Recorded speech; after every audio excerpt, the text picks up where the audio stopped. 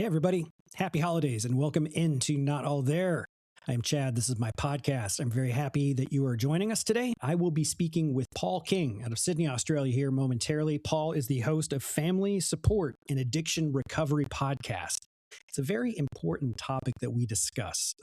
Paul has a daughter who has been challenged in battling addiction for over 15 years. It's challenging to say the least. And Paul really gets into what is important to him to make sure that he is available and able to help his daughter completely when she needs that help, which is often.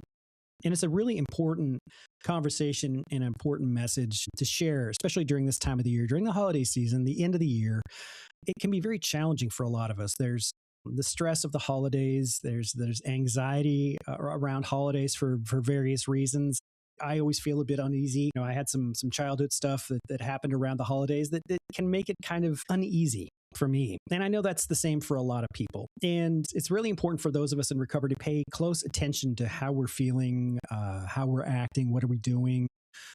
We find ourselves getting into some of these old habits that we maybe used to participate in that might lead us back down a path that we shouldn't be or do not want to go back down because we may not come back from that. And I always like to say that I feel a bit thirsty during the holidays. And that doesn't mean I'm going to go out and drink or use or do anything like that. It's just this heightened awareness of, the fact that I am a recovering alcoholic and drug addict and that I need to pay close attention to my day to day, that I'm making sure that I'm doing what I need to do to be present, to be as healthy as I can be, and to be present and available and able to interact with my family and my friends and enjoy the holidays and be someone who you want to be around, because that's not always the case with some of us.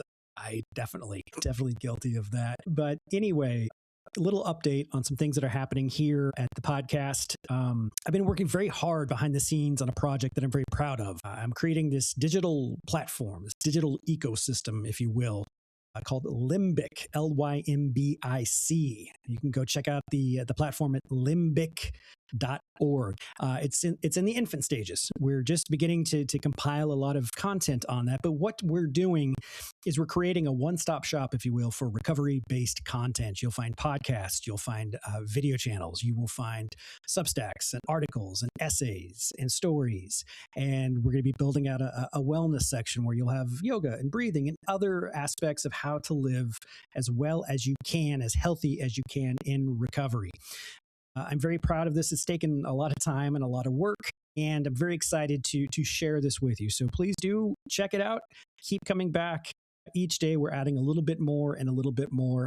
And soon we will be branching off to other corners of the globe to be bringing in some content. So it's very exciting. And I am now going to step aside and I'm going to let you listen, enjoy, learn from Mr. Paul King.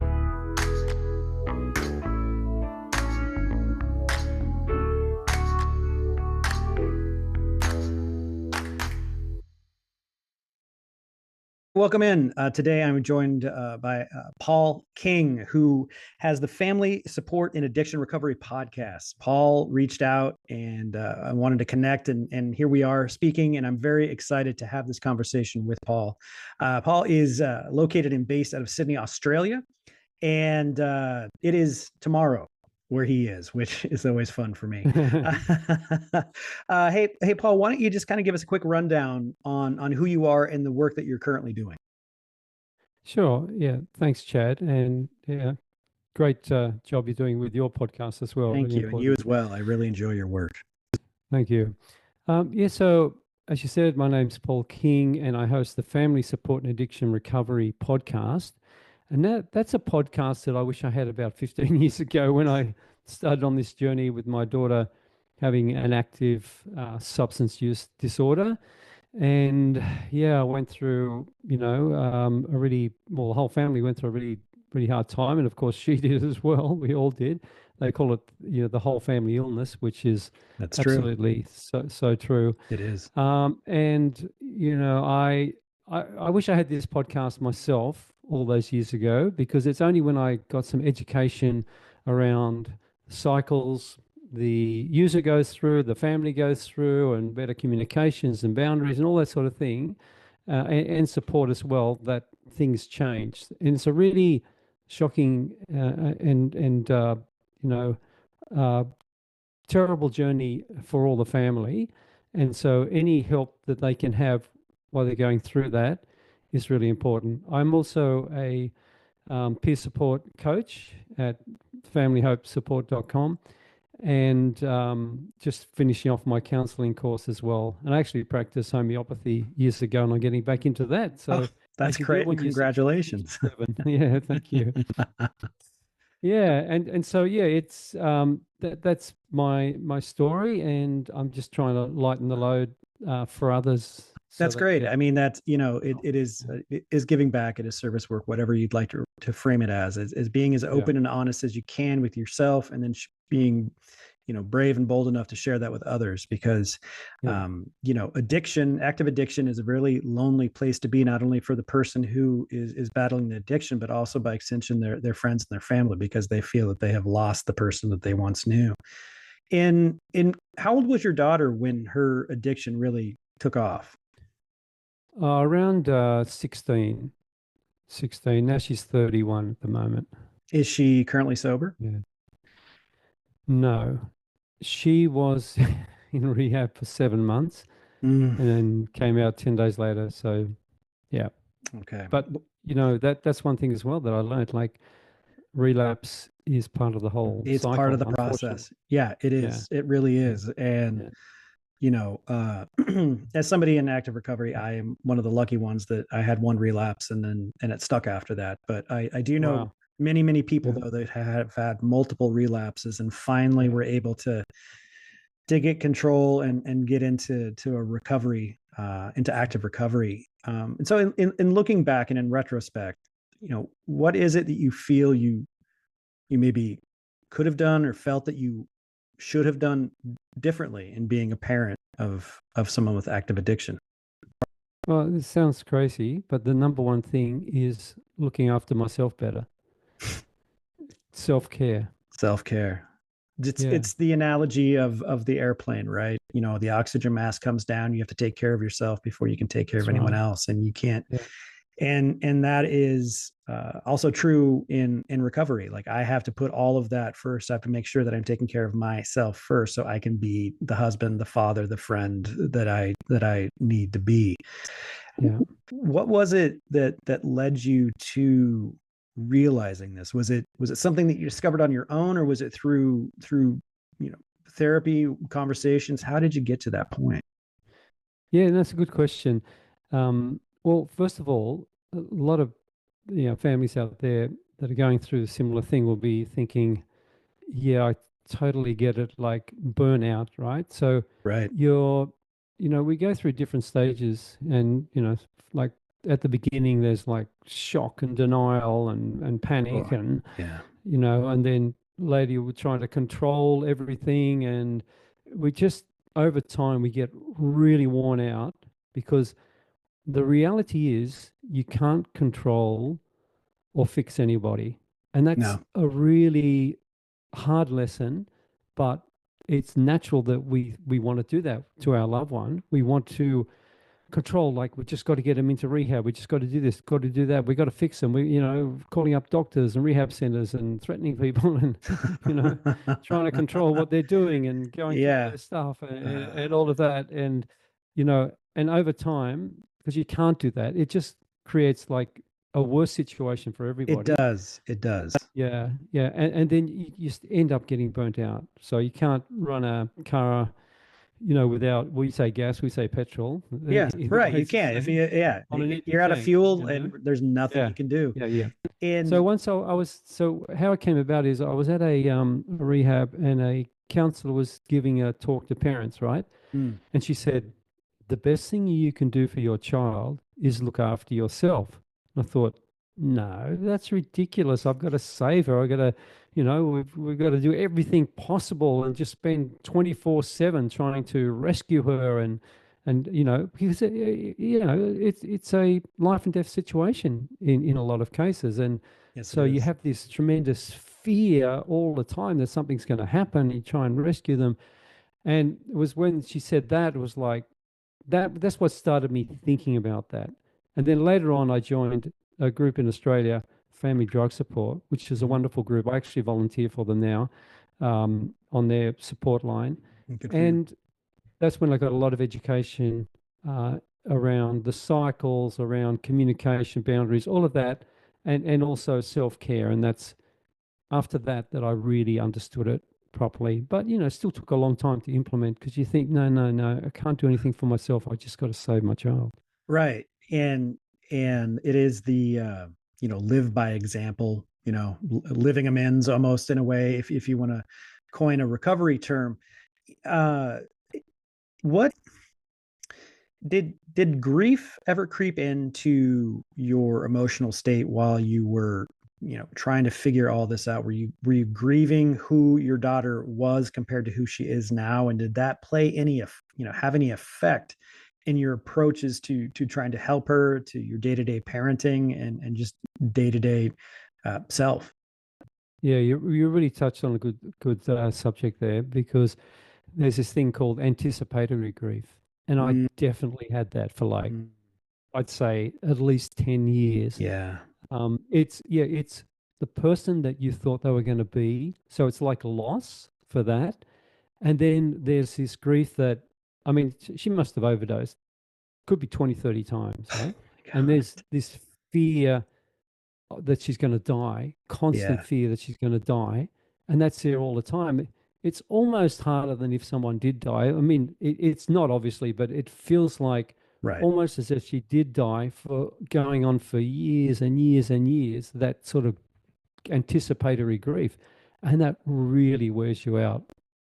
It's terrible. It grief is it's a complex emotional state. And I didn't understand what I was feeling early in my sobriety, but I was going through a grieving process with my addiction. I was grieving the loss of my alcohol and my drugs. This relationship that I had that was so intimate and so deeply personal to me was the only thing that truly understood me.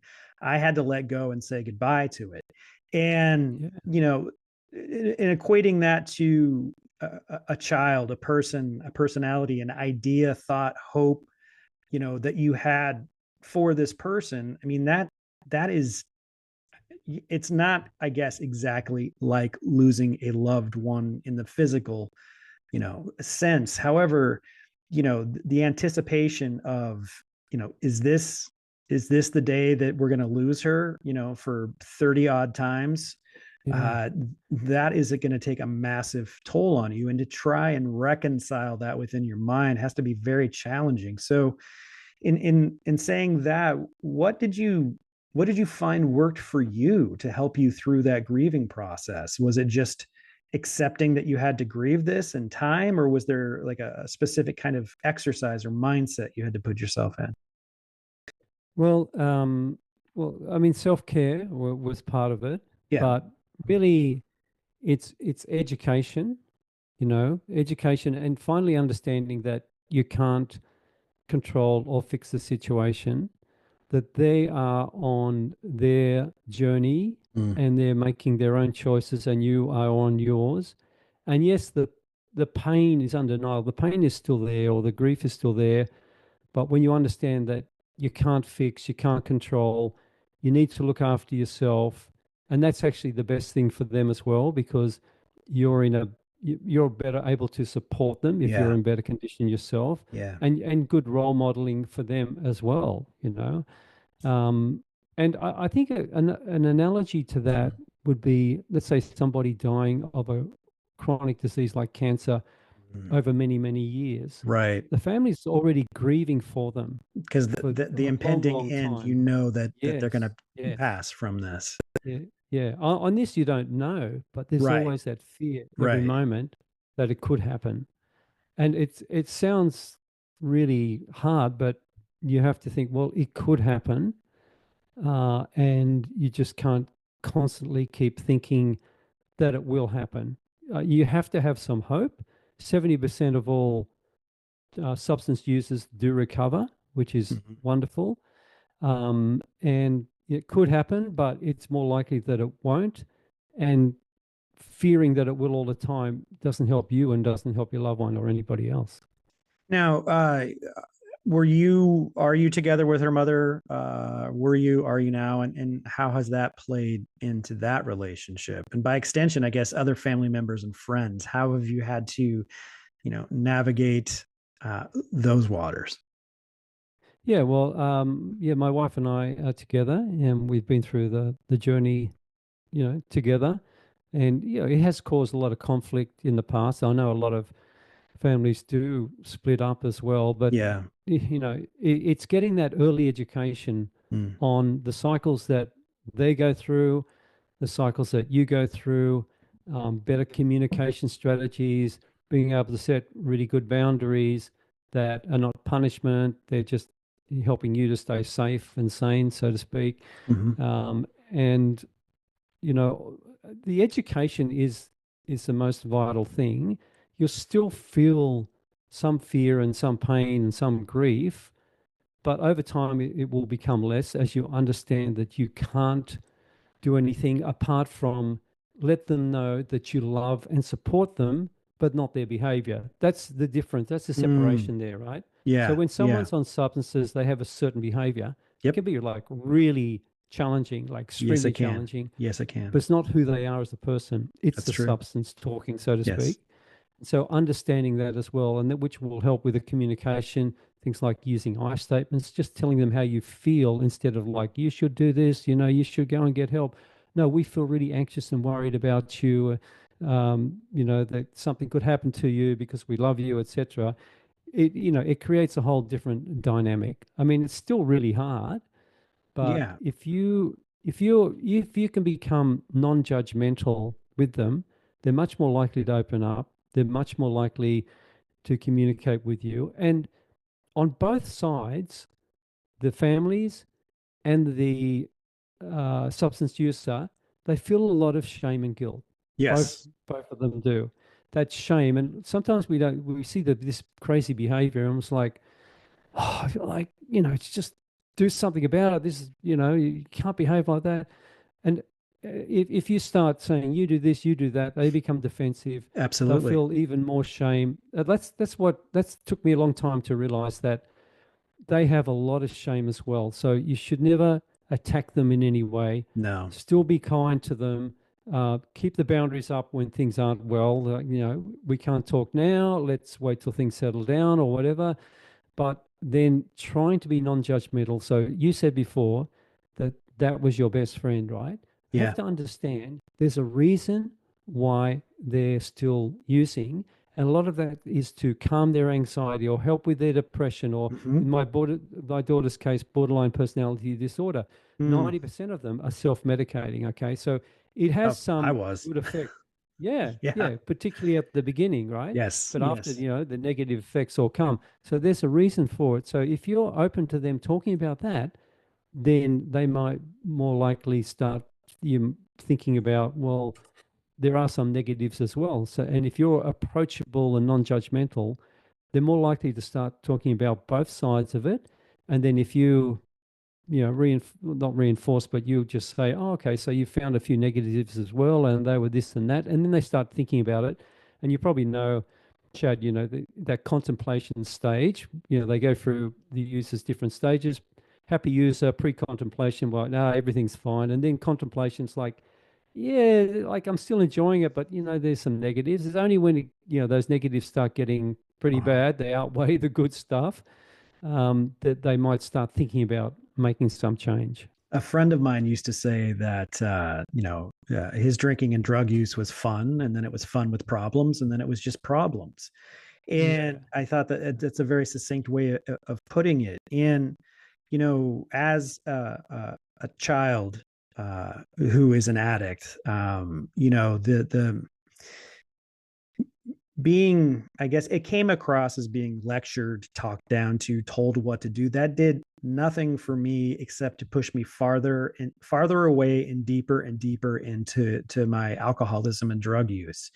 And Yeah. it, as a parent of young kids, I understand, that you want nothing but the best, right? And it's your role as a parent to raise this human being the best that you can, provide them with love and nurture them, and help try and show them and teach them the ways of the world so they can best, make it out there. But your first reaction with fear is you want to shelter and protect them. So I think that is an important part to bring up, a point to bring up to parents out there that are challenged right now with having a child who is an active substance user, is to do your best not to tell them what to do or how they should feel or how they should act, or complain about, well, I guess I'm just a bad parent. What did I do so wrong?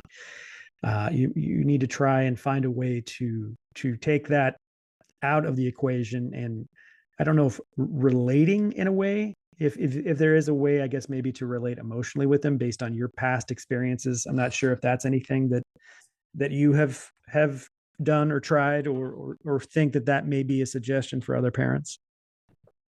Yeah, I don't know, relating.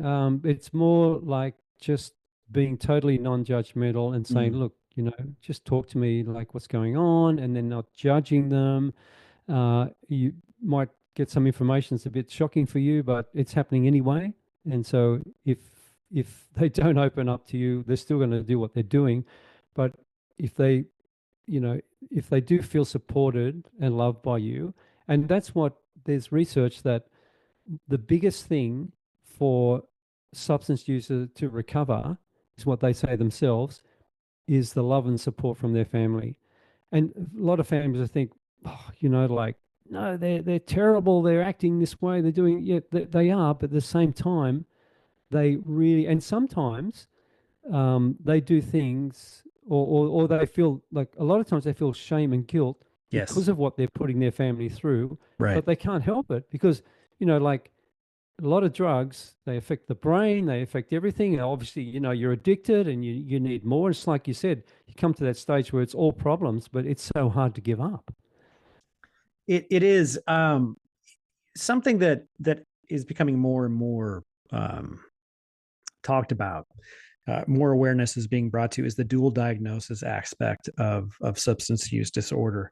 And you mentioned that your daughter has personality disorder, Borderline. borderline Yeah. personality disorder, Yeah. which is that's a tough one. I mean, I Yeah. have my fair share of diagnosis, and it has definitely played a part in my substance use, but also it's been very challenging for me to work through as a sober person. But it took a lot of work, and I finally gotten to a place where I can manage that. When did your daughter receive her borderline personality disorder diagnosis? Was she using at the time? And Yeah. Yeah. She was. Yeah. Around 18. around 18. Did Hmm. did um did that offer anything for you as far as an understanding, or how did receiving that diagnosis affect you and your wife, and your relationship with your daughter, and then her proceeding to you know fall fully into her substance use? Yeah. Well, it gave me some insight into, how their behavior can be and why they do certain things. So you can have a bit more understanding of her personality, so to speak.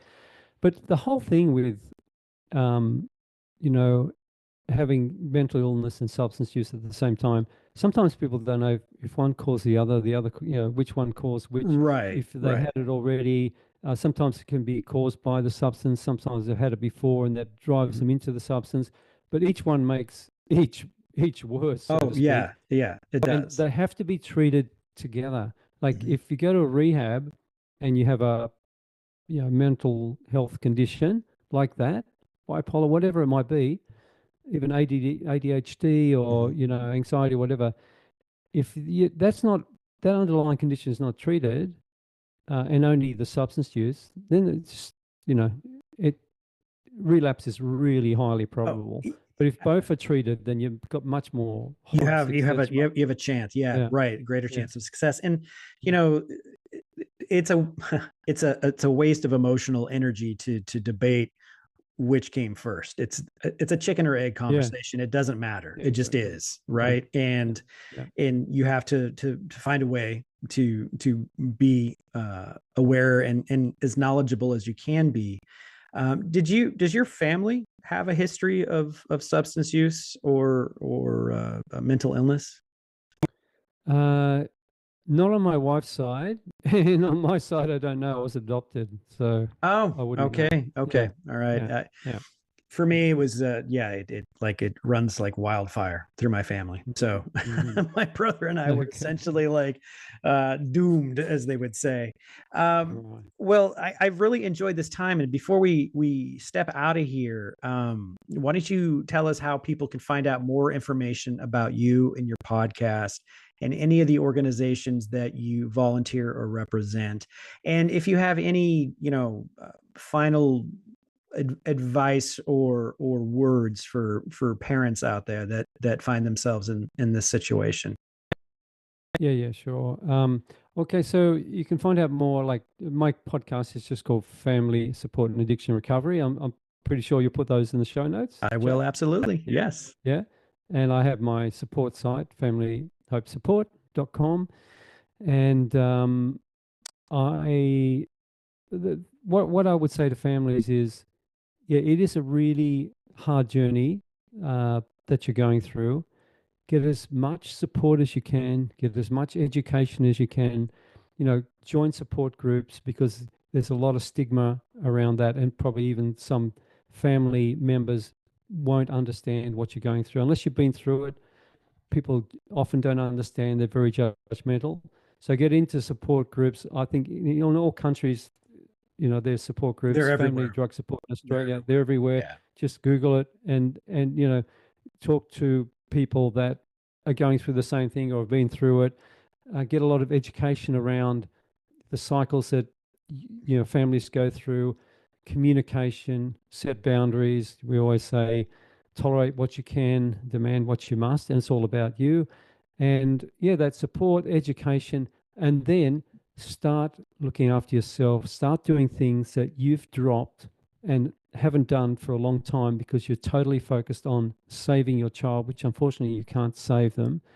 But the best thing you can do is self-care, look after yourself, and then you can support them better and you can be a good role model for them. So just do something today, walk around the block, have a cup of tea, read a book, something that you enjoy, and then every day just do a little bit more and get back to what you were doing before, because that actually helps you and it helps them and it helps the whole situation. You deserve that self-care. Everybody does, particularly you going through what you're going through. Absolutely, Paul. That is a wonderful message. And for more, information, suggestions, experiences, please do check out Paul's podcast. It's really wonderful, and I've enjoyed this so much, Paul. I'm really happy that you reached out. Thank you. And I would like to have you back to cover some more of this topic. I think there's a lot left to discuss and to share with others. And thank you again so much for this. Absolutely. It'd be great to come back in the future. And thanks so much for having me on your show, Chad. All right. Thank you. Take care.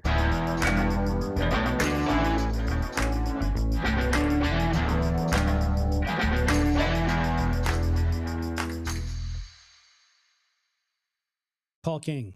What a sweet man. What a great parent. What a great person out there doing a lot of really hard work and spreading some important knowledge, experience, suggestions to help those who are, living in that life where they've got a loved one, someone very important to them that is challenged with the addiction that they have. And I applaud you, Paul. Thank you very much for the work that you're doing. Thank you so much for reaching out and agreeing to be on this podcast with me. I can't say enough positive things about the work that you're doing, and recommend that each person listening go check out his podcast, Family Support in Addiction Recovery Podcast. Go check out limbic.org, LYMBIC.org, limbic.org. You're going to find a lot of great information there, a lot of great content. Very excited about it. Be safe out there, everybody. Be kind and loving. Be kind and loving to yourself. Be kind and loving to everybody else. Give yourself a great big old hug. Be safe out there. Happy New Year. Happy holidays. Thanks for stopping by, and I'll talk to you next time. Take care. Bye.